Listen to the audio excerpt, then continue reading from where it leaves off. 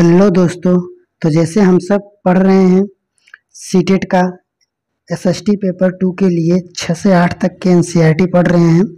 तो जैसे देखिए हम सब 3 चैप्टर समाप्त कर चुके हैं। ये एनसीईआरटी कक्षा 6 के हिस्ट्री का चौथा चैप्टर है। तो देखिए दोस्तों, हम आप सबको बार बार बोल रहे हैं कि किसी का नोट्स मत लीजिए। कोई भी बोल रहा है कि शॉर्ट तरीके से, कोई ट्रिक के माध्यम से पढ़ने से, तो ये देखिए ट्रिक और कभी भी काम नहीं करता है। कभी कभी थोड़ा बहुत काम करता है, पर यही होगा कि आप ट्रिक के चक्कर में 1 साल 6 महीने फिर बर्बाद होकर दोबारा भरेंगे। तो इसीलिए अच्छा है कि आप, टाइम है अभी, 1 दिसंबर को होने वाला था, अब 15 दिसंबर को हो गया है। तो इसीलिए आप एकदम विस्तार से और जो हो सके, देखिए जैसे जो नोट्स बेचते हैं वो सब भी यही पार्ट से ही कॉपी करते हैं, चुराते हैं, यही सब वो टाइप करके आप सबको बेचते हैं। तो वो ये सब टाइप करके बेचते हैं आप सबके लिए, तो वो किताब ही हुआ।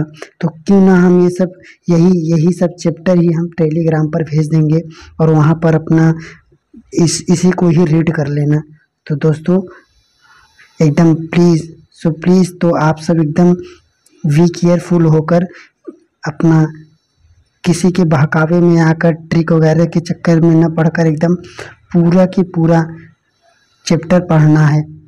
तो देखिए, अगर पूरा का पूरा चैप्टर नहीं पढ़ेंगे तो अभी हम दिखाएंगे कि ये पूरा कहीं न कहीं लाइन उठाकर पूरा रख देता है। तो जो पूरा के पूरा चैप्टर नहीं पढ़े रहते हैं लाइन बाय लाइन, तो वे चल देते हैं, और जो ट्रिक वगैरह में पढ़े रहते हैं उनका तो चला जाता है। तो वो यही होता है कि 1 नंबर 2 नंबर से रह गया है। तो समझ गए होंगे आप। तो चलिए हम क्लास को शुरू करते हैं। तो देखिए, आज है एनसीईआरटी का चौथा चैप्टर कक्षा 6 का, और देखिए इसीलिए हम हर चैप्टर के लास्ट में प्रश्नोत्तरी, इसी चैप्टर के रिलेटेड जो भी रहता है प्रश्नोत्तरी भी आप सबको हम करा देते हैं, ताकि आप सबको कहीं पर जाना ना पड़े। देखिए पूरा जितना रहता है इस चैप्टर से, जितना भी क्वेश्चन बनता है हम आप सबको करा देते हैं। देखिए तो प्लीज़ बस वीडियो को देखिए और चैनल से जुड़े रहिए, हमेशा एक दूसरे को शेयर करते रहिए, जो किसी का एक पैसा बर्बाद ना हो। तो चलिए दोस्तों, तो हम शुरू करते हैं आज का क्लास। देखिए आज का, तो देखिए आज के अध्याय के शीर्षक है, क्या बताती हैं हमें किताबें और कब्रें। तो देखिए यहाँ पर लिखा गया है कि वेद 4 होते हैं। वेद कितने होते हैं? 4 वेद होते हैं। इसको अपने दिमाग में बैठाते चलिए कि वेद 4 होते हैं। कौन कौन से होते हैं? तो ऋग्वेद, सामवेद, यजुर्वेद, अथर्ववेद। तो इसको एकदम सीरियल में याद रखना। कभी कभी एकदम सीरियल में भी पूछ देता है कि पहला कौन सा, दूसरा, तीसरा, चौथा कौन सा। तो याद रखना, पहला कौन सा है? ऋग्वेद, दूसरा सामवेद, तीसरा यजुर्वेद, चौथा अथर्ववेद। तो इसको सीरियल में भी याद रखना। अब देखिए एकदम अभी पूछा गया है, हम प्रश्न बनाए हैं, तो इसको एकदम श्योर है कि ये एकदम याद कर लेना कि सबसे पुराना वेद कौन सा है। ये पहला ही क्वेश्चन हम बनाए हैं, प्रश्न बनाए हैं, तो इसको देख लेना कि सबसे पुराना वेद कौन सा है। तो ऋग्वेद है सबसे पुराना वेद कौन सा है? ऋग्वेद है। इसको याद रखना। ऋग्वेद इसकी रचना लगभग 3500 साल पहले हुई थी। याद रखना, सबसे पुराना वेद ऋग्वेद, इसकी रचना लगभग कब हुई थी? तो 3500 साल पहले हुई थी। देखिए ऋग्वेद में 1000 से ज़्यादा प्रार्थनाएं हैं। जो ऋग्वेद है उसमें 1000 से ज़्यादा प्रार्थनाएं हैं, जिन्हें सूक्त कहा जाता है। पूछा जाएगा कि जो ऋग्वेद में प्रार्थनाएं हैं उसे क्या कहा जाता है? श्लोक कहा जाता है, सूक्त कहा जाता है, और जो विकल्प देगा तो इसको याद रखना कि जो ऋग्वेद में जो लिखे गए हैं प्रार्थनाएं, उन्हें हम सूक्त कहते हैं। इसको याद रखना। देखिए सूक्त का मतलब क्या होता है? सूक्त का मतलब अच्छी तरह से बोलना। सूक्त का मतलब क्या होता है? अच्छी तरह से बोलना। ये विभिन्न देवी देवताओं की स्तुति में रचे गए थे। इनमें से 3 देवता प्रमुख थे। अब देखिए कौन कौन से? तो अग्नि, इंद्र और सोम। अग्नि, इंद्र और सोम, ये पूछेगा दोस्तों, इसको याद रखना। एक टॉपिक देखिए, इसमें बोला गया है कि ऋग्वेद में किन देवताओं की प्रधानता है या किन किन देवता का उल्लेख मिलता है या कितने देवता का उल्लेख मिलता है, ऐसे पूछेगा। तो इसको याद रखना, ऋग्वेद में 3 देवताओं की प्रमुखता है या 3 देवताओं का उल्लेख किया गया है। कौन कौन से? इंद्र, अग्नि, इंद्र और सोम। तो आप देखिए इंद्र किसके देवता हैं, तो इसमें बताया गया ये जो अग्नि है आग के, ये तो स्पष्ट है कि अग्नि आग के देवता हैं। इंद्र है ये युद्ध के देवता हैं, और जो सोम है ये एक प्रकार का पौधा है, ये एक प्रकार का पौधा है जिससे एक खास पेय पदार्थ बनाया जाता है पीने के लिए। तो देखिए आगे, वैदिक प्रार्थनाओं की रचना ऋषियों ने की थी। जो प्रार्थनाएं थी उसकी रचना किसने की थी? तो ऋषियों ने की थी। जो आचार्य होते थे विद्यार्थियों को इन्हें अक्षरों, शब्दों और वाक्यों में बांटकर सस्वर पाठ द्वारा कंठस्थ कराते थे। अधिकांश सूक्तों की रचना सीखने और सिखाने वाले पुरुष होते थे। तो देखिए दोस्तों यहाँ पर एकदम पॉइंट है, हम उसको अभी प्रश्न में दिखाएंगे। तो याद रखना कि क्या यहाँ लिखा गया है कि अधिकांश जो सूक्त के रचयिता थे, जो रचते थे या जो लिखते थे, सीखने और सिखाने में पुरुष होते थे। जो ये सूक्त का पाठ कराते थे अधिकांश क्या थे? अधिकांश पुरुष थे, परंतु कुछ प्रार्थनाओं की रचना महिलाओं ने भी की थी। तो याद रखना, यही अभी प्रश्न पूछेगा कि जो प्रार्थनाओं की जो रचना करते थे क्या केवल पुरुष करते थे, क्या केवल महिलाएं करते या दोनों करते थे? तो इसको याद रखना, दोनों। पुरुष अधिकांश थे पर जो महिलाएं थे वो भी थोड़ा बहुत थी। ऋग्वेद की भाषा पाक संस्कृत या वैदिक संस्कृत कहलाती है। तुम स्कूल में जो संस्कृत पढ़ते हो उससे थोड़ा भिन्न रहती है। तो याद रखना दोस्तों कि जो ऋग्वेद की जो भाषा थी वह तो संस्कृत थी, संस्कृत तो पता है, पर पाक संस्कृत थी, इसको याद रखना। पाक संस्कृत थी, ये संस्कृत ही थी पर उससे थोड़ा भिन्न रहती थी। देखिए दोस्तों, इसमें इसी में से कम 10-12 क्वेश्चन पूछा जाता है, तो इसको याद रखना। अब इसी चैप्टर से 10-12 क्वेश्चन नहीं पूछा जाएगा, बस 1-2 क्वेश्चन बनाता है। जैसे वेद कितने होते हैं? 4। कौन कौन से होते हैं? ऋग्वेद, सामवेद, यजुर्वेद। सीरियल वाइज पूछ लेगा। कितने वर्ष पहले हुआ था, ये भी पूछ लेगा। और इसमें जो प्रार्थनाएं थी इसकी रचना कौन करते थे? महिलाएं करते थे, पुरुष करते थे, और आदि सभी बातें इसे पूछ लेगा। अब अगला देखिए, संस्कृत और अन्य भाषाएं। तो देखिए दोस्तों, ज़्यादा नहीं पढ़ना है, जितना हाईलाइट किए हैं हम उतना पढ़ रहे हैं, क्योंकि हम पढ़कर एक बार इसको प्रश्न उत्तर सब कुछ एकदम बनाकर देखे हैं कहाँ से प्रश्न बन रहा है। तो आप चाहें तो अगर आपके पास पढ़ना की इच्छा है तो ये PDF भेजते हैं हम टेलीग्राम पर, उसको एकदम विस्तार से पढ़ लीजिए। पर जहाँ तक है कि जहाँ से क्वेश्चन पूछा गया उसको हम पढ़कर एकदम हाईलाइट किए हैं, तो यहीं भर भी पढ़ सकते हैं आप। तो देखिए यहाँ पर सिर्फ इतना देखना है कि जो पूर्वोत्तर प्रदेश थे, पूर्वोत्तर प्रदेश में तिब्बत वर्मा परिवार की भाषाएं बोली जाती थी। तमिल, तेलुगु, कन्नड़, मलयालम द्रविड़ भाषा परिवार की भाषाएं हैं, जबकि झारखंड और मध्य भारत के कई हिस्सों में बोली जाने वाली भाषाएं आस्ट्रो एशियाटिक परिवार से जुड़ी है। बस इतना दोस्तों, इसमें से प्रश्न तो नहीं बना है, बट इसको सुने रहना कि ये जो थी वहाँ पर पूर्वोत्तर प्रदेश में तो ये तिब्बत वर्मा परिवार की भाषाएं बोली जाती थी। अब इस भाषाओं में देखिए इतना आते थे, तमिल, तेलुगु, कन्नड़, मलयालम द्रविड़ आदि भाषाएं आती थी। तो देखिए आगे देखिए, यहाँ पर देखिए दोस्तों, यहाँ से एक प्रश्न एकदम पूरा इसे वाक्य उठाकर दे दिया है दोस्त। और देखिए अगर आप सब ट्रिक के चक्कर में पढ़ेंगे कि ट्रिक से कैसे पास किया जाए, 10-15 दिन में पढ़कर कैसे पास किया जाए, तो ऐसे अब असंभव है। पहले होता था जब line by line 1 liner question बनाकर देता था सीटेट, इस समय पूरा हर चैप्टर से कौन सा पूरा वाक्य ही उठाकर दे दे, कोई समझ में नहीं आता है। तो देखिए इसका प्रश्न बना कि ऋग्वेद का उच्चारण किया जाता था और श्रवण किया जाता था, न कि पढ़ा जाता था।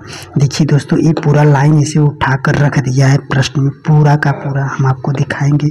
इसमें लिख दिया है कि जो ऋग्वेद थे उसका उच्चारण किया जाता था या श्रवण किया जाता था या पठन किया जाता था। अब अगर यहाँ से नहीं पढ़े रहेंगे आप तो बस वही 1-2 नंबर से फिर अगली बार देंगे, 1-2 नंबर से गिरे होने के कारण। अब आगे देखिए, इतिहासकार ऋग्वेद का अध्ययन कैसे करते थे। अब यहाँ पर देखिए, ऋग्वेद में कुछ सूक्ति वार्तालाप के रूप में विश्वामित्र नामक ऋषि और देवियों के रूप में पूजित दो नदियाँ, पूजित दो नदियाँ कौन कौन से, व्यास और सतलुज के बीच यह संवाद के एक ऐसे सूक्ति अंश है। तो अब देखिए, जो विश्वामित्र और नदी का संवाद है। अब नदी के संवाद यहाँ पर देखिए आगे दिखाएंगे आप, तो उससे पहले थोड़ा ये देख लीजिए।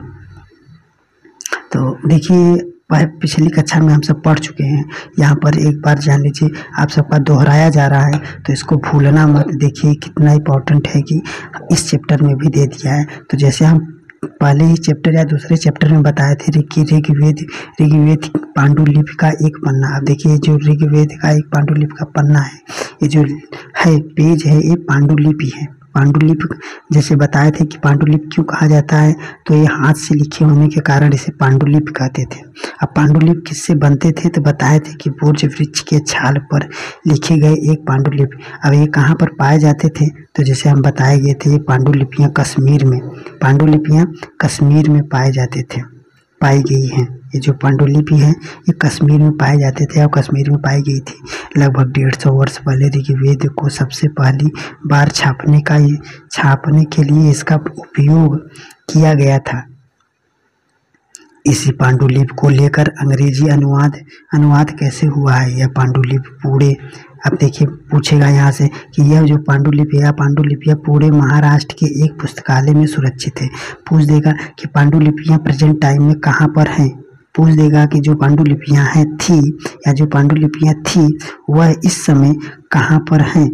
तो यहाँ पर देखिए, पांडुलिपियाँ पुणे, कहाँ पर, पुणे। देखिए दोस्तों, यहाँ पर है कि पुणे और महाराष्ट्र के पुस्तकालय में, महाराष्ट्र के पुस्तकालय में इस समय भी वो सुरक्षित हैं। तो देखिए दोस्तों, ये पांडुलिपि है। और ये देखिए, बताए थे कि विश्वामित्र और नदी संवाद, तो ये ज़्यादा इम्पोर्टेंट नहीं है, तो जो इम्पोर्टेंट हम उसको हाईलाइट किए हैं। तो देखिए, यहाँ लिखा गया है कि ऋग्वेद में प्रार्थनाओं में अन्य दूसरी नदियाँ, खासकर जो ऋग्वेद की प्रार्थनाएं थी उनमें दूसरी नदियाँ, खासकर सरस्वती और सिंधु और उसकी सहायक नदियों का भी उल्लेख किया गया है। कौन कौन से, सरस्वती और सिंधु, इन नदियों का ज़्यादातर उपयोग किया गया है। और आगे बताया गया है कि जो गंगा, इसको दोस्तों याद रखना, ये भी यहाँ से प्रश्न बना है, अभी हम दिखाएंगे। तो जहाँ बोल रहे हैं कि इसको याद रखना, तो सो प्लीज़ एकदम कंठस्थ से उसे याद रखना। अभी हम इसका प्रमाण दिखाएंगे इसी चैप्टर के लास्ट में। तो इसीलिए देखिए, यहाँ पर बताया गया कि गंगा और यमुना का उल्लेख सिर्फ एक बार हुआ है। देखिए दोस्तों, ऐसे पूरा वाक्य पूछ लिया है। अगर आप सब सही से नहीं पढ़ेंगे तो यही होगा। तो देखिए, यहाँ पर ऐसे पूरा वाक्य लिखा गया है कि जो गंगा और यमुना थी, गंगा और यमुना का उल्लेख सिर्फ एक बार किया गया और सर्वाधिक सरस्वती और सिंधु और उसके सहायक नदियों का प्रयोग किया गया है। तो आगे देखिए दोस्तों, मवेशी घोड़े और रथ। तो देखिए दोस्तों, ये कहानी है, बट हम इसको पढ़कर एकदम शॉर्ट में देखिए इसको हाईलाइट किए हैं। इसको ज़्यादा नहीं पढ़ना है, बस जहाँ हाईलाइट किए हैं उसको ध्यान से सुनिए और याद करने का प्रयास कीजिए। देखिए, युद्ध में जीते गए धन का कुछ भाग सरदार रख लेते थे तथा कुछ हिस्सा पुरोहित को दिया जाता था। शेष धन आम लोगों में बांट दिया जाता था। तो देखिए दोस्तों, एकदम ये 2 लाइन एकदम इम्पॉर्टेंट है, एकदम हमारे कहने से इसको एकदम पूरा याद रखिए। अभी इसका हम प्रमाण दिखाएंगे इसी चैप्टर के लास्ट में। तो जो बोल रहे हैं तो प्लीज़ याद रखिए इसको। तो देखिए, ये पूरा वाक्य, दोनों वाक्य लिखा गया है कि युद्ध में जीते गए धन का उपयोग कहाँ कहाँ होता था। तो यहाँ पर देखिए, जो युद्ध में जीते जाते थे धन जो जीते जाते थे, वो पहले तो सरदार ले लेते थे, कुछ हिस्सा, जो कुछ भाग था उसको सरदार रख लेते थे, उसके बाद पुरोहित रख लेते थे, उसके बाद जो शेष कुछ बचता जरूर था, जो शेष बचता था वो आम लोगों में बांट दिया जाता था। तो याद रखना दोस्तों, सरदार, आम लोग और पुरोहित, तीन लोग इस युद्ध के धन को बांटते थे। याद रखना। आगे देखिए, कुछ धन यज्ञ करने के लिए भी प्रयुक्त होता था। अब देखिए यहाँ पर लिखा गया कि जो इन तीनों से बचता था, इन तीनों से भी बचता था, तो वो कुछ धन रख दिया जाता था यज्ञ अनुष्ठान करने के लिए भी। यज्ञ की आग में आहुति दी जाती थी। यह आहुति देवी देवताओं को दी जाती थी। घी, अनाज और कभी कभी जानवरों का भी आहुति दी जाती थी। तो देखिए दोस्तों, इसको हल्के में मत लेना। आपके पूछा गया है कि यज्ञ में देखिए लिखा गया है कि यज्ञ की आग में, जो यज्ञ की आग थी उसमें जो घी, अनाज और कभी कभी जानवरों की भी आहुति दी जाती थी। तो यहाँ पर लिखा गया है साफ शब्दों में कि उस समय जो ऋग्वैदिक काल था उस समय यज्ञ में जानवरों की भी आहुति दी जाती थी। और यहाँ पर देखिए दोस्तों, इसको थोड़ा सा देखिए, अगर आप विस्तार से नहीं पढ़ेंगे तो यही होगा। अब देखिए यहाँ पर हम हाईलाइट किए, पढ़े एकदम अच्छे से, तब बता रहे। तो देखिए यहाँ पर लिखा, अधिकांश पुरुष युद्ध में भाग लेते थे। कोई अस्थाई सेना नहीं होती थी, लेकिन लोग सभाओं में मिलते जुलते थे। तो यहाँ पर लिखा गया है कि उस समय क्या थी, कोई भी अस्थाई सेना नहीं होती थी, कोई भी अस्थाई सेना नहीं होती थी। बस इतना याद रखना है दोस्तों। तो आगे हम बढ़ते हैं। तो देखिए दोस्तों, यहाँ पर है, सॉरी, तो देखिए दोस्तों, यहाँ पर ऐसे दो समूह जिनका वर्गीकरण खास काम के आधार पर किया गया था, ऐसा बोले। यहाँ पर शीर्षक देख लीजिए, सॉरी, यहाँ पर देखिए शीर्षक से देखिए, लोगों की विशेषताएं मानने वाले सॉरी, देखिए यहाँ से फिर से देखिए, लोगों की विशेषता बताने वाले शब्द, लोगों की विशेषता बताने वाले शब्द। अब देखिए यहाँ से बताया गया कि ऐसे दो समूह हैं जिसका वर्गीकरण काम के आधार पर किया गया था। पुरोहित, जिन्हें कभी कभी ब्राह्मण कहा जाता था, तरह तरह के यज्ञ और अनुष्ठान करते थे। दूसरे लोग थे राजा। तो इसमें देखिए दो लोगों का जिक्र किया गया है। तो जो पुरोहित थे, वे कभी कभी पुरोहित को ही कभी कभी क्या कहा जाता था, ब्राह्मण कहा जाता था, और ये यज्ञ अनुष्ठान कराते थे, यज्ञ अनुष्ठान आदि कराते थे। तो इसको याद रखना दोस्त कि जो पुरोहित थे, पुरोहित को भी ब्राह्मण कहा जाता था, और ये यज्ञ अनुष्ठान कराते थे। और दूसरे पे राजा थे। ये राजा वैसे नहीं थे। अब देखिए इस वाक्य को एकदम ठीक से, एकदम गौर से पढ़ना दोस्तों। इसको जो पढ़े इसको भी देखिए। इसमें लिखा गया है कि ये राजा जो थे, पहला तो पुरोहित हो गया, दूसरा राजा। ये राजा वैसे नहीं थे जिनके बारे में तुम बाद में पढ़ोगे। ये न तो बड़ी राजधानियां और महलों में रहते थे, और न इसके पास सेना थी, न ही ये कर वसूलते थे। तो देखिए दोस्तों, हम प्रश्न बनाए हैं, इसलिए यहाँ पर हम आपको गौर करके बता रहे हैं कि इस वाक्य को देखिए। यहाँ पर लिखा है कि न ही ये कर वसूलते थे, न ही ये कर वसूलते थे प्रायः। और यहाँ पर देखिए आगे लिखा गया है कि और इनके पास सेना नहीं थी, इनके पास सेना थी। देखिए यहाँ पर लिखा गया कि इनके पास सेना भी नहीं थी। तो बताया गया कि राजाओं के पास सेना भी नहीं थी, और ये कर भी नहीं वसूलते थे, ये कर भी नहीं वसूलते थे। ये दोस्तों याद रखना, ये कर भी नहीं वसूलते थे, और इनके पास सेना भी नहीं थी। तो आगे देखिए, तो देखिए राजा की मृत्यु के बाद उसका बेटा अपने आप ही शासक नहीं बन जाता था। जैसे क्या होता था पहले कि राजा के मर जाने के बाद उसका जो बड़ा बेटा था वो वही राजा बन जाता था। पर ऋग्वैदिक काल में ऐसा कोई नहीं बात थी कि राजा मर गया तो उसका बड़ा बेटा ही बन जाए। तो इसमें देखिए दोस्तों, इसलिए इसे महत्वपूर्ण है कि जो ऋग्वैदिक काल के राजाएं थे वे सेना नहीं रखते थे, अस्थाई सेना वगैरह नहीं रखते थे, वे कर भी नहीं वसूलते थे। बताया गया कि न ही एक कर वसूलते थे, और यहाँ पर बताया कि राजधानी और महलों में भी ज़्यादातर वो नहीं रहते थे। आगे देखिए दोस्तों, यहाँ पर जनता या पूरे समुदाय के लिए दो शब्द का इस्तेमाल किया जाता है। जनता वो राजा के लिए था, और ये जनता या पूरे समुदाय के लिए दो शब्दों का इस्तेमाल किया जाता था। एक था जन, याद रखना दोस्तों, एकदम एकदम श्योर है, हम बता रहे हैं एकदम श्योर होकर कि देखिए ये इन छोटी छोटी वाक्यों से पूछा जाता है। देख सकते हैं, हम आपको प्रमाण देंगे, प्लीज एकदम ध्यान से। तो देखिए जनता के लिए, जनता या समुदाय के लिए दो शब्दों का इस्तेमाल किया जाता था। ये था, पहला था जन, इसको याद रखना, क्या था? जन।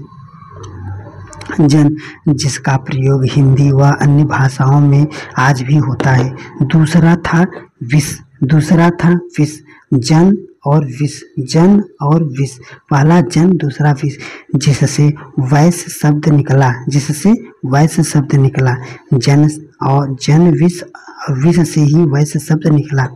इस विषय पर तुम अगले अध्याय में पढ़ोगे। अब आगे देखिए, इतना हो गया, दो शब्द याद रखना दोस्तों, जन और विष, जन और विष। अब अगला देखिए, ऋग्वेद में विष और जन के नाम मिलते हैं, इसलिए हमें पूर्व जन या विष जन, देखिए क्या बोल रहे हैं इसमें कि जो ऋग्वेद है इसमें विष और जन के नाम मिलते हैं। विष और जन का नाम उल्लेख हमें मिलता है, इसलिए हमें जो हम सबको जैसे बोलते हैं ये पूर्वजन है, जो पूर्वजन, जैसे माता या पिता को क्या बोलते हैं?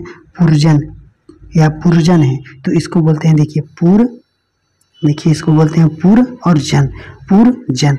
तो आगे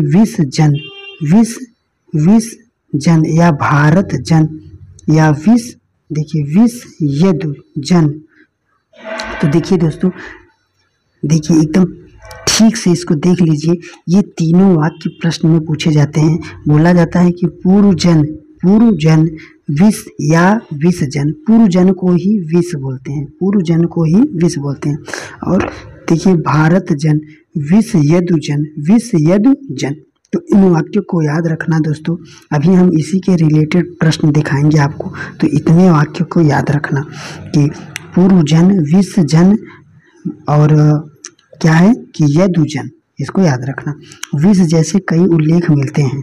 देखिए आगे, देखिए आर्य विरोधियों को, देखिए दोस्तों हम एकदम पढ़कर सही बता रहे हैं, बार बार बता रहे हैं, तो इसे हम बताए हैं कि बस जहाँ जहाँ से प्रश्न उठाए बस हम उसी को एकदम बता रहे हैं। तो देखिए आर्य विरोधियों को दास या दस्यु कहते हैं। तो देखिए आर्य जो थे वो विरोधियों को दास या दस्यु कहते हैं। आर्य, उस समय के जो आर्य थे वो अपने विरोधियों को क्या कहते थे? दस्यु कहते थे। बस इतना याद रखना, अपने आर्य लोग अपने विरोधियों को दस्यु कहते थे। दस्यु वे लोग थे जो यज्ञ नहीं करते थे। अब पूछ सकता है कि जो दस्यु लोग थे तो विरोधी थे, तो वो यज्ञ नहीं करते थे, ये यज्ञ नहीं करते थे, शायद दूसरी भाषाएं बोलते थे। बाद के समय में वे 10 स्त्री दास थे, गुलाम हो गए, युद्ध में बंदी बनाए जाते थे। अब जिसे जो गुलाम होते थे उसे युद्ध में बंदी बनाया जाता था, उसे हम दस्यु कहते हैं। बस इतना इसमें बताने की चेष्टा की गई। तो इसको याद रखना है कि जो दस्यु थे या गुलाम थे वो युद्ध में बंदी बनाए गए थे। तो आगे देखिए, अब देखिए दोस्तों, यहाँ से भी एकदम खासकर इस चैप्टर से भी यहाँ से बनाए जाते हैं प्रश्न। तो देखिए, खामोश प्रहरी कहानियां और महापाषाणों की। अब देखिए यहाँ पर याद रखना, महापाषाण जैसे उसमें बताए थे, पूरा पाषाण, पूरा का अर्थ था प्राचीन, पूरा का अर्थ था प्राचीन, और पाषाण का अर्थ था पत्थर, पाषाण का अर्थ था पत्थर। तो इसमें देखिए महा मतलब बड़ा और पाषाण मतलब पत्थर। महा मतलब बड़ा और पाषाण का मतलब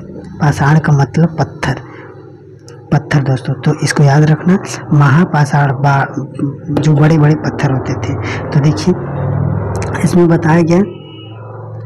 बताया जा रहा है कि ये शिलाखंड महापाषाण या महा का अर्थ बड़ा और पाषाण का अर्थ पत्थर नाम से जाने जाते हैं। ये पत्थर दफन करने के जगह पर, ये जो पत्थर होते थे ये दफन, जहाँ पर मृत्यु हो जाती थी उसको दफनाते थे, उस जगह पर लोगों द्वारा बड़े करीन से लगाए जाते थे। महापाषाण कब्र बनाने की प्रथा लगभग 3000 साल पूर्व साल पहले शुरू की थी। इसको याद रखना कि जो महापाषाण काल कब्र में 3000 साल पहले शुरू की गई थी यह प्रथा ढक्कन, इसको याद रखना, ये ढक्कन दक्षिण भारत के उत्तर पूर्वी भारत और कश्मीर में प्रचलित थी। तो देखिए दोस्तों, इसका मतलब है कि बताया गया इसमें कि जैसे क्या होता था कि जब लोगों को दफन कर देते थे, तो यहीं पर उसके इस साइड या चारों ओर एक बड़ा सा पत्थर लगा देते थे, बड़ा सा पत्थर लगा देते थे ताकि उसको हम पहचान सके। ये परंपरा 3000 साल पहले शुरू हुई थी। यह परंपरा 3000 साल पहले शुरू हुई थी। और सबसे पहले कहाँ शुरू हुई थी इसको याद रखना दोस्तों। यहाँ से क्यों यही पूरा वाक्य क्यों लिखा है प्रश्न में, तो देखिए यहाँ पर कहाँ से शुरू हुई थी। तो यह प्रथा जो थी, यह प्रथा पत्थर लगाने वाली प्रथा जो थी दक्कन के दक्षिण भारत, उत्तर पूर्व भारत, दक्कन के दक्षिण भारत और उत्तर पूर्व भारत और कश्मीर में प्रचलित था। तो इसको दोस्तों हमारे कहने से एकदम श्योर होकर इसको याद कर लेना। अभी हम इसका प्रमाण दिखाएंगे। तो देखिए, ये प्रथा दक्कन दक्षिण भारत, उत्तर पूर्व भारत और कश्मीर में प्रचलित थी। आगे देखिए, कुछ महत्वपूर्ण देखिए, कुछ पाषाण जमीन के ऊपर ही दिख जाते थे, कुछ महापाषाण जमीन के भीतर भी रहते थे। तो जो वो मृत्यु के जो यहाँ पर जो ऐसे थे, जो ऐसे बनाए जाते थे, तो ये जो पत्थर थे तो कुछ तो नीचे ही रहते थे और कुछ ऊपर ऐसे दिखते रहते थे। तो देखिए यहाँ लिखा गया कि कुछ पाषाण जमीन के ऊपर थे, कुछ ऊपर दिख रहे थे और कुछ जमीन के नीचे भी ऐसे गाड़े रहते थे। तो देखिए अब ऐसा क्यों करते थे।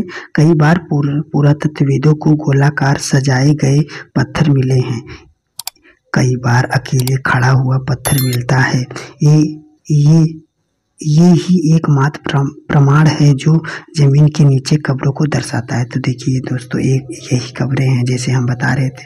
तो देखिए जैसे यहाँ पर ऐसे दफनाया गया है, इसके अलावा यहाँ पर देखिए ऐसे इन सब लगा। यहाँ इसको याद रखना, यहाँ पर देखो एक होल है, इस होल से भी प्रश्न पूछा जाता है कि इस होल का क्या नाम है। और यहाँ इसके देखिए, इसके चारों ओर ऐसे पत्थर सजाए गए हैं, इसको ऐसे चारों ओर पत्थर सजाए गए हैं। बस देखिए आगे बताया गया है कि मृतकों को खास किस्म की मिट्टी के बर्तन के साथ दफनाए जाते थे। जो मृतक होते थे, जो मर जाते थे, जो इसमें दफनाए जाते हुए बर्तन के खास देखिए मिट्टी के बर्तन के साथ दफनाए जाते थे, जिन्हें काली मिट्टी, याद रखना दोस्तों, या बता रहे हैं कि ये जो मिट्टी होती है, जो मिट्टी के साथ दफनाते थे, वो मिट्टी के रंग कौन से थी। तो यहाँ पर देखिए हुए काले लाल मिट्टी के बर्तन होते थे। वे जो दफनाते थे, वे जो मिट्टी के बर्तन को दफनाते थे, वे काले लाल रंग की मिट्टी होते थे। तो इसको याद रखना दोस्तों, इससे प्रश्न बना है इसलिए बोल रहे हैं हम। तो देखिए और देखिए बताया गया, इसके साथ ही वो मृतकों के साथ ही मिले लोहे के औजार, हथियार, घोड़ों के कंकाल और सामान तथा पत्थर और सोने गहने आदि मिले। मतलब इसमें बताया गया कि जो उनके साथ में जो वे उनके जो प्रिय रहते थे, या उनका जो पर्सनल रहता था, वे सब उनके साथ दफना देते थे। तो जैसे इसमें बताया गया कि सोने, घोड़े के जैसे उनका जो घोड़ा रहता था, कंकाल अर्थात मान लीजिए जो उनका प्रिय पशु था जो पालते थे, घोड़े आदि को उनको उन्हीं के साथ दफना दिए जाते थे।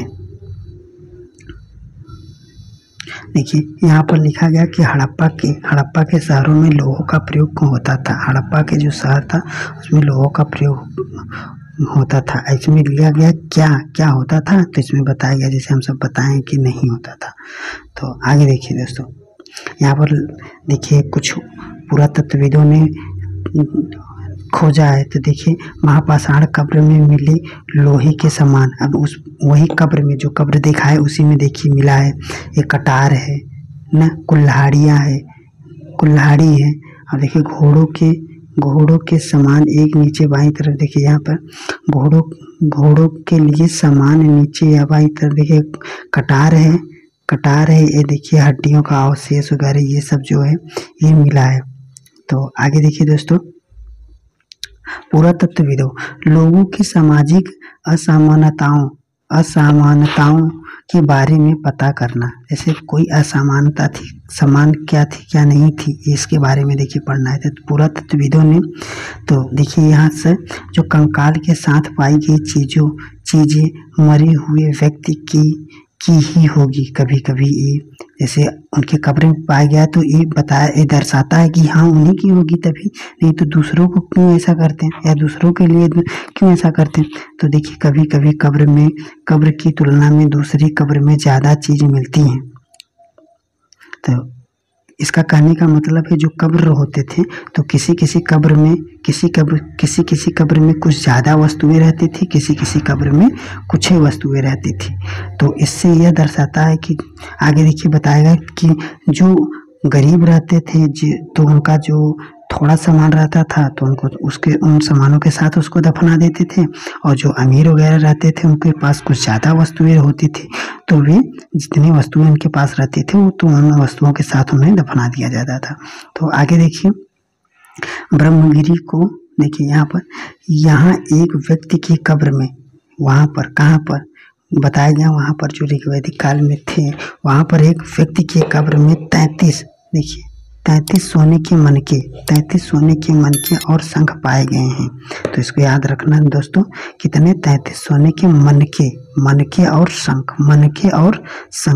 तो याद रखना इसको, मनके और शंख पाए गए। दूसरी कंकालों के पास सिर्फ कुछ मिट्टी के बर्तन पाए गए हैं। यह दफनाए गए लोगों की सामाजिक स्थिति में विभिन्नता को दर्शाता है। जैसे कि दोस्तों अभी हम बताएं कि जिसमें अगर किसी में देखिए सोने के मनके और शंख रखे गए हैं तो किसी के कब्र में सिर्फ कुछ मिट्टी के बर्तन ही रखे गए हैं। तो यह उनकी सामाजिक स्थिति की विभिन्नता को दर्शाता है। कुछ लोग अमीर थे तो कुछ लोग गरीब, कुछ लोग सरदार थे तो कुछ लोग अनुयायी, यही दर्शाता है दोस्तों।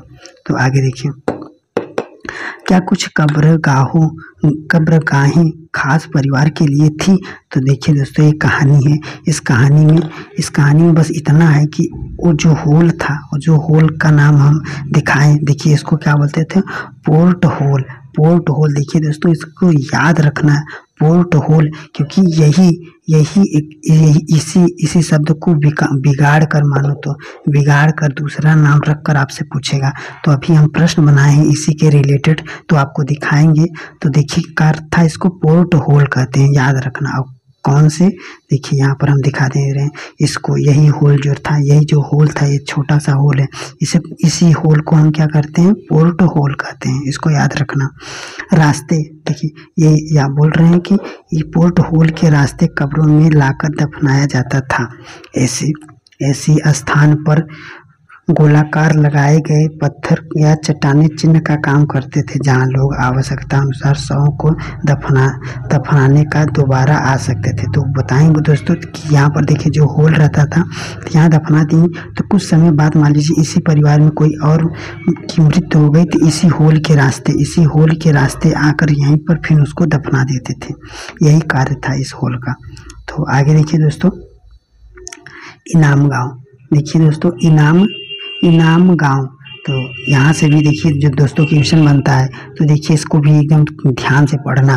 तो देखिए इनाम गांव की खोज, यह भीमा की सहायक नदी, यह भीमा की जो इनाम गांव है यह भीमा की सहायक नदी देखिए यह भीमा की सहायक नदी घोड़, इसको याद रखना दोस्तों। यही शब्द अभी हम आपको दिखाएंगे कि और प्रश्न में कैसे पूछा है। तो देखिए थोड़ा लॉज में है हम, तो बाहर थोड़ा आवाज़ आ रही होगी तो इसको थोड़ा मैनेज कर लेना अपना। तो देखिए यहाँ पर जो इनाम गांव था यह कहाँ पर बसा था, तो भीमा के सहायक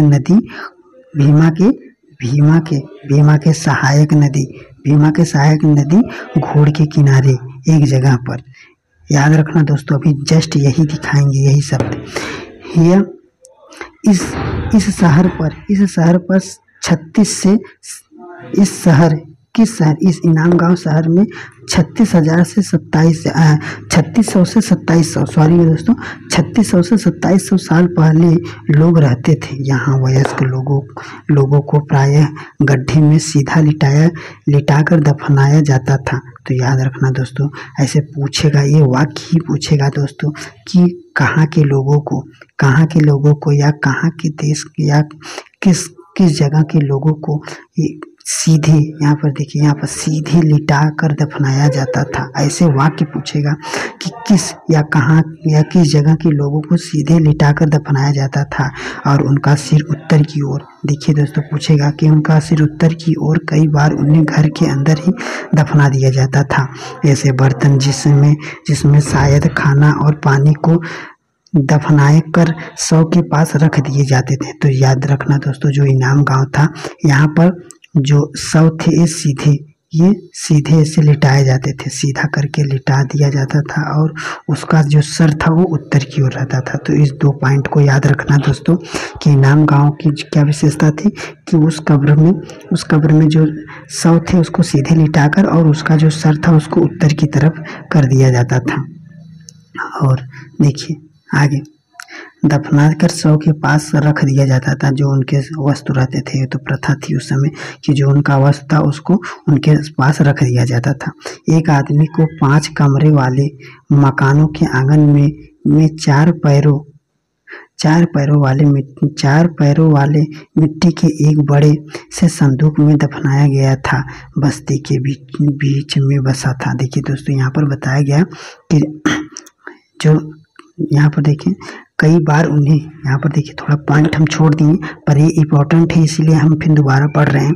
तो देखिए कई बार उन्हें घर के अंदर ही दफनाया जाता था। ऐसे बर्तन जिसमें शायद खाना और पानी हो दफनाए गए शव के पास रख दिए जाते थे। एक आदमी को 5 कमरे वाले मकान के आंगन में ही 4 पैरों वाले मिट्टी के एक बड़े संदूक में दफनाया गया है, बस्ती के बीचों बीच। तो याद रखना दोस्तों, ऐसे वाक्य उठाकर पूरा पूछ देगा तो आप सुने रहेंगे तब कि ऐसे पूछ देगा कि किस जगह पर कि घरों, या देखिए 5 कमरों वाले मकानों के आंगन में ही शव को दफनाया गया है। तो इनाम गांव में, कहाँ पर? इनाम गांव में। ये दोस्तों याद रखना। आगे देखिए, इस घर में एक अनाज का गोदाम भी था। वो जो इनाम गांव था, उस इनाम गांव के जो घर में दफनाया गया था व्यक्ति को 5 घरों के बीच आंगन में, तो वो उस घर में गोदाम भी था। अनाज को इकट्ठा करने के लिए शव के पैर मुड़े थे।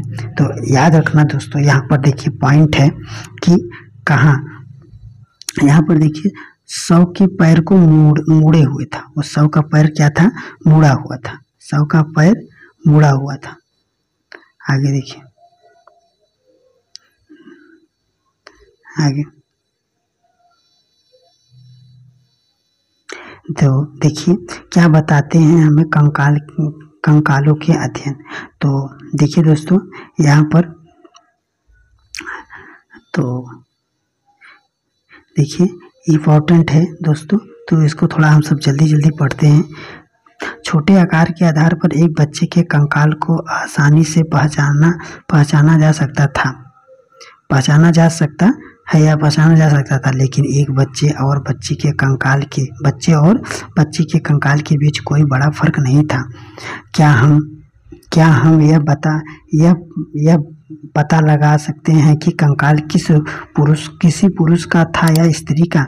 कभी कभी लोग कंकाल के साथ मिले सामानों के आधार पर इसका अंदाज लगाते थे। उदाहरण के लिए, यदि कंकाल के साथ गहने मिलते हैं तो कई बार उसे महिला का कंकाल मान लिया जाता था, लेकिन ऐसी समझ के साथ समस्याएं हैं। अक्सर पुरुष भी आभूषण पहनते थे। कंकाल का लिंग पहचानने का बेहतर तरीका उसकी हड्डियों की जांच है। चूंकि महिलाएं बच्चों को जन्म देती हैं, इसलिए उनका कटी प्रदेश या कुल्ला पुरुषों से ज़्यादा बड़ा होता है। देखिए ये समझ कंकाल के आधुनिक अध्ययन पर आधारित है। आज के लगभग 2000 साल पहले चरक नामक, देखिए आज के लगभग 2000 साल पहले चरक नामक एक प्रसिद्ध वैद्य हुए थे। उन्होंने चिकित्सा शास्त्र पर चरक संहिता नामक किताब लिखी।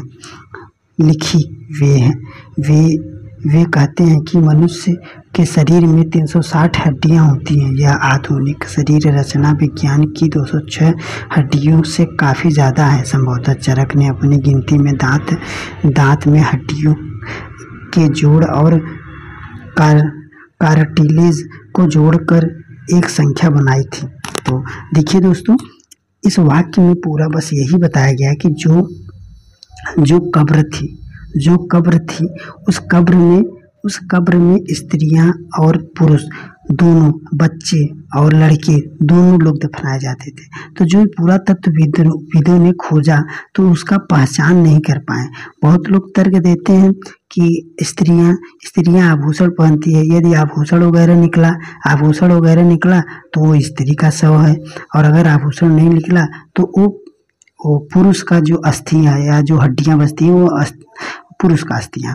पर इसमें फिर विवाद हुआ कि पहले के जो ऋग्वैदिक काल के लोग रहते थे तो जो पुरुष रहते थे वो भी आभूषण पहनते थे।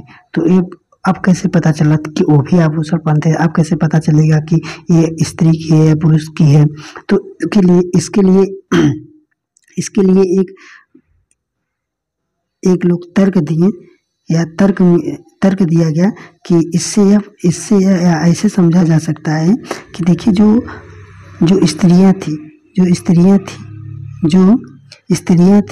वो जो स्त्रियों का जो कट प्रदेश होता है, स्त्रियों का कट प्रदेश होता है, इसलिए उनका कट प्रदेश कुल्ला पुरुषों से ज़्यादा बड़ा होता है। जो जांग होता है ऐसे समझिए कि जो जांग होता है वो पुरुषों से थोड़ा ज़्यादा बड़ा होता है। ऐसे तो जो अस्थियां प्राप्त होती हैं तो इसके माध्यम से उसको हम पहचान सकते हैं कि ये स्त्री की थी या पुरुष की थी।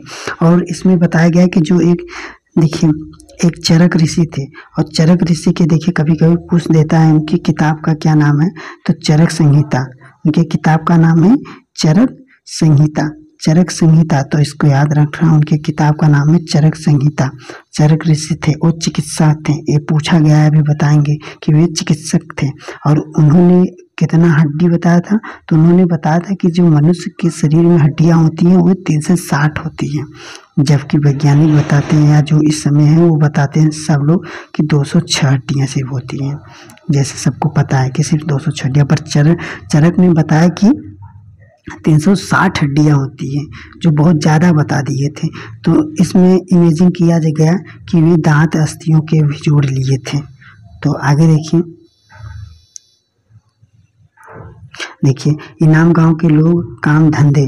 तो अब देखिए यहाँ पर एक घोड़े बकरी आदि को चराना या उसको मछली उछली पकड़ना, ये सब उनके काम थे, तो ज़्यादा इम्पोर्टेंट नहीं है। तो आगे देखिए दोस्तों, यहाँ पर तो देखिए ये भी एकदम इम्पोर्टेंट है। तो देखिए एटलस में चीन को देखो, लगभग 35 साल पहले हम यहाँ के लेखन कला की सबसे पुराने उदाहरण पाते हैं। यह जानवर की हड्डियों पर लिखा गया था। यह भविष्यवाणी करने वाली हड्डियां कही जाती थी, क्योंकि यह मान्यता थी कि भविष्य बताती हैं। राजा लोग लिपिकारों से इन हड्डियों पर सवाल लिखवाते थे, क्या वे युद्ध जीतेंगे। एक ही उसमें ये लिखा गया था, जो ये पत्र है उसमें लिखा गया था। तो इसमें बताएंगे कि इसमें एक लिखा गया था, इस जानवरों की हड्डी पर लिखा गया था। वो ये जो लेखन है, ये किसी जानवर का ये हड्डी है, उस पर लिखा गया है। और इसमें बताया गया कि भविष्य इस हड्डी से क्या होता था, भविष्यवाणी करने वाली हड्डी कहा जाता है। इस हड्डी को भविष्यवाणी कहने वाली हड्डी कहा जाता था। तो और जब जाते थे तो राजाओं ने अपना भविष्य दिखवाते थे। तो इसमें देखिए बताया गया है कि उसको युद्ध में जीते होंगे, या फसल अच्छा हो गया, खराब उससे पुत्र प्राप्ति होगी या पुत्री, आदि सभी बातों को इसे बताया गया है। तो देखिए दोस्तों, ये इसमें देखिए उपयोगिक शब्द वेद है, प्रार्थना, भाषा, रथ, यज्ञ, राजा, दास। और देखिए यहाँ पर कुछ महत्वपूर्ण तिथियां हैं, तो इसको याद रखना। वेदों की रचना कब हुई? तो 3500 साल पहले हुई। महापाषाणों के निर्माण की शुरुआत कब हुई? तो 3000 साल बाद, 3000 साल पहले। इनाम गांव में कृषकों का निवास 3600 से 2700 साल पहले। देखिए चरक लगभग 2000 साल पहले। बस इसको याद रखना दोस्तों। तो देखिए दोस्तों समाप्त हो गया। तो अब हम चलते हैं प्रश्नोत्तरी पर।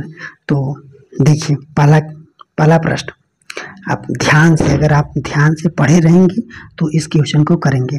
तो देखिए वेद संख्या में 4 हैं, जैसे कि आपको पता है, बताएं ही, पहले वाक्य से ही शुरू हुआ था कि वेद 4 होते हैं। इसमें सबसे प्राचीन वेद निम्नलिखित में से कौन सा है? सबसे प्राचीन वेद, तो देखिए दोस्तों हम बताए थे पहले यही से शुरू हुआ था कि सबसे प्राचीन वेद क्या है? ऋग्वेद है। सामवेद, यजुर्वेद, अथर्ववेद, ये 4 वेदों में सबसे प्राचीन वेद क्या है? ऋग्वेद है। अगला प्रश्न देखिए, ऋग्वेद के संदर्भ में निम्नलिखित कथनों पर विचार कीजिए। अब ऋग्वेद के संदर्भ में विचार करना है। देखिए ऋग्वेद में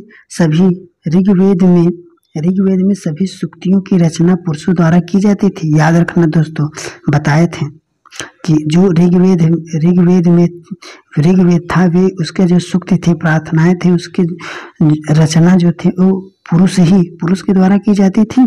ऋग्वेद की भाषा पाक संस्कृत या वैदिक संस्कृत कहलाती थी। ऋग्वेद का उच्चारण और श्रवण किया जाता था, न कि उन्हें पढ़ा जाता था। तो देखिए दोस्तों, जैसे कि हम बताए थे कि ऋग्वेद में सूक्तियों की रचना पुरुषों द्वारा की जाती थी, पर केवल पुरुषों द्वारा, या सिर्फ पुरुष नहीं, स्त्रियां भी उसको करती थी। तो देखिए यहाँ पर हमारा पहला क्या हो जाएगा? गलत। और ऋग्वेद में जो भाषा थी वो पाक संस्कृत थी, ये सही है। और ये ऋग्वेद का उच्चारण और श्रवण किया जाता था, न कि उसे पढ़ा जाता था। तो ये बात भी एकदम सही है। तो हमारा दूसरा और तीसरा सही है। अगला देखिए,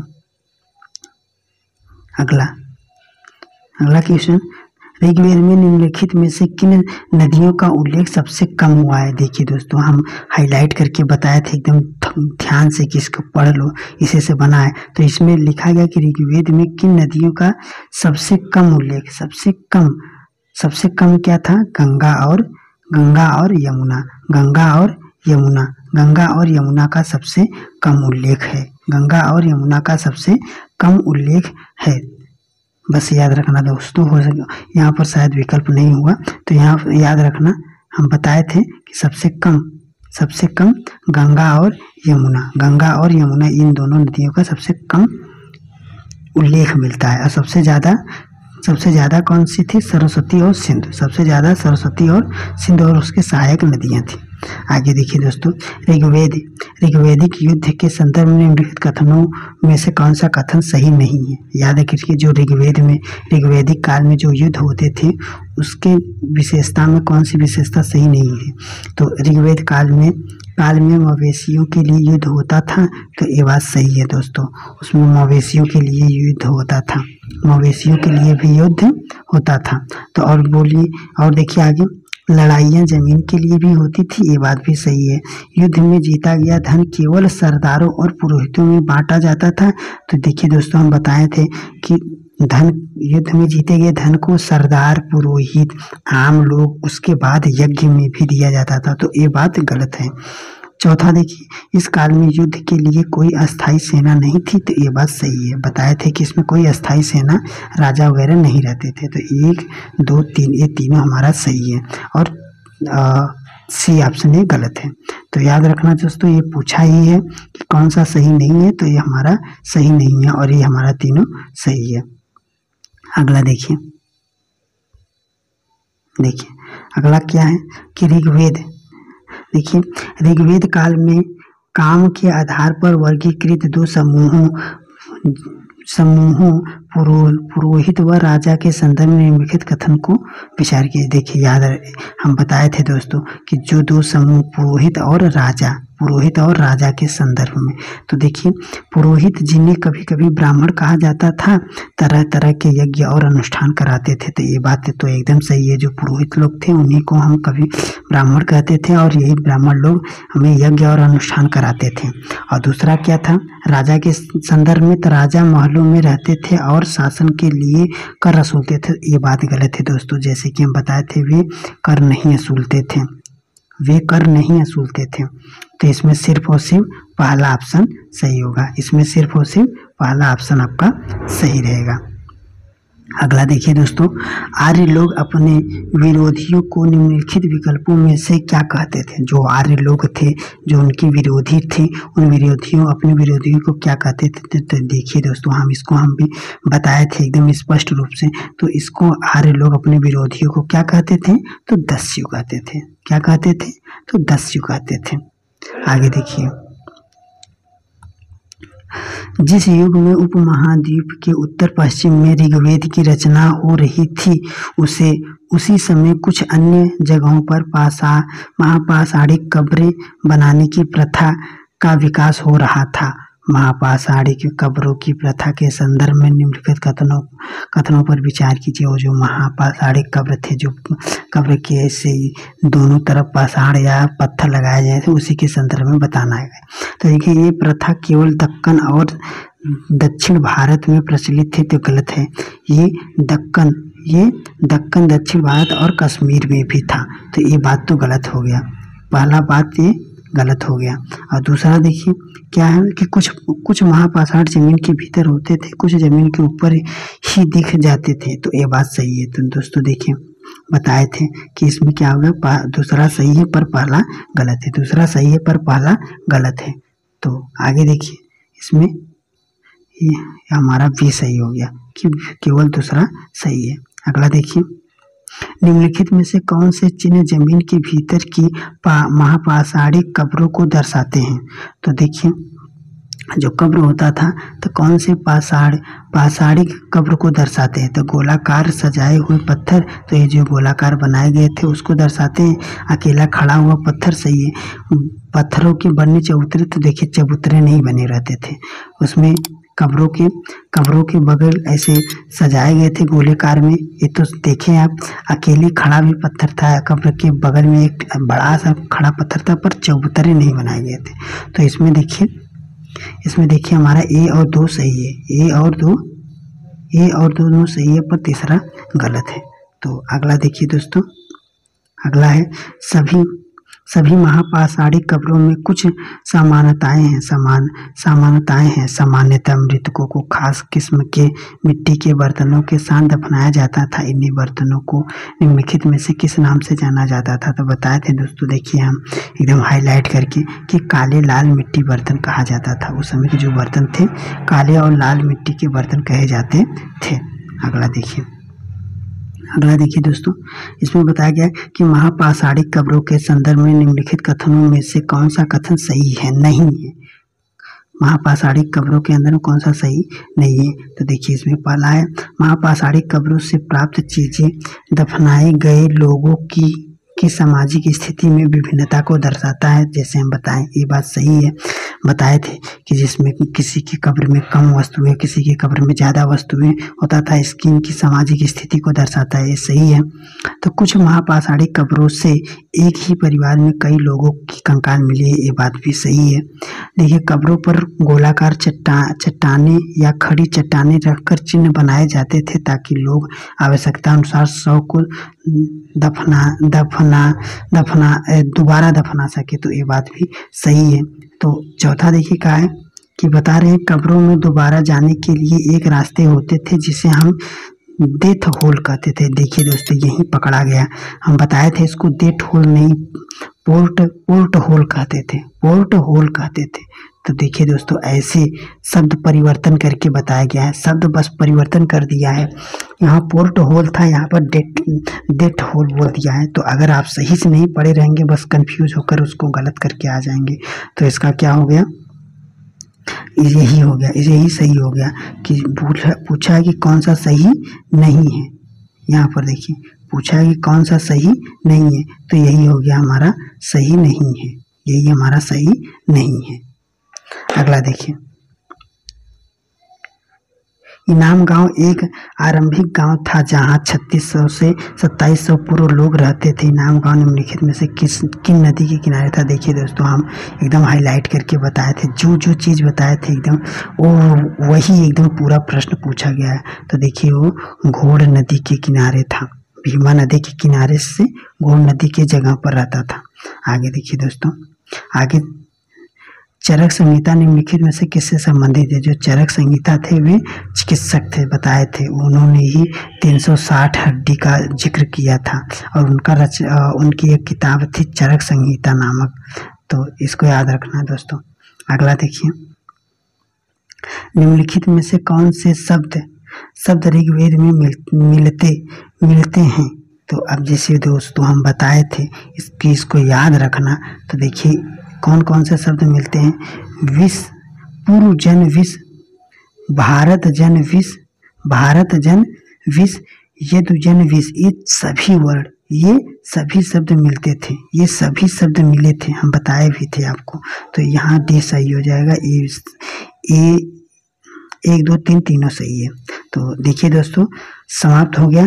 तो आशा है कि आप सबको एकदम अच्छे से समझ में आया होगा और ऐसे ही पढ़ते रहिए और हम यही चैप्टर वाइज ऐसे ही हर चैप्टर के लास्ट में प्रश्नोत्तरी लेकर आएंगे।